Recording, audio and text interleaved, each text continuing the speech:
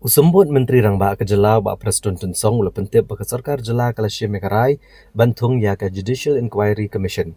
Halor ke jingja barang syan ha ke bedai ba ke kamti daw yong bean ha ke than mensnat thangsko ha ke distrik East Ginger Hills.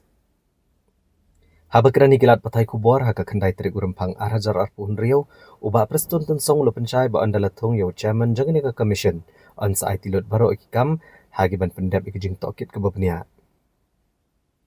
Ha kabedai bagajing tak lakam bagajing ti daw yang bean usembut Menteri Rangba ulong bagi Sarkar Kalasya Mekha bat pha akibor penya distrik bandet khang mardore brok gijaka ke badan ka jing ti daw yang bean hakaleng gijaka. Nalor kania hapo posni ke Sarkar kan sepen poya ke jubab daga affidavit syaka yang syari Meghalaya High Court. Ula kubur bagalong ke bae ban petnyore brok gijaka namar bagi babon ki gijaka ki bajengai bat ki bae.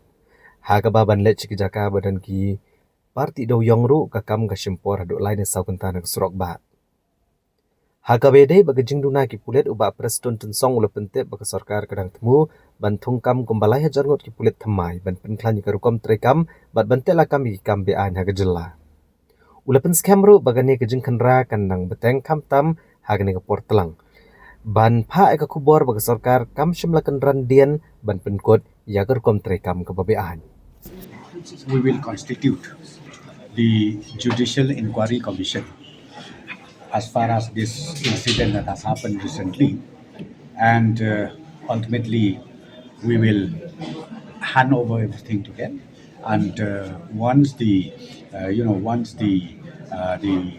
chairman is appointed, I'm very sure they will carry out the investigation or whatever accordingly. We are trying begin pilot kita baru kamlong naman ta ki police jogi kilong on the job ban find out nabar lemba jog kini ki bala syakem ru kinang ya find out kumno dot kan no ki ek bin bol nang tamano manusu ya kata ngana ban batai ya menta the ailat yang nakaliap ka police department ba kin find out ya ki jiksi sya bor kan no ki don ki to ki minors like ki no ki ba involved by illegal mining.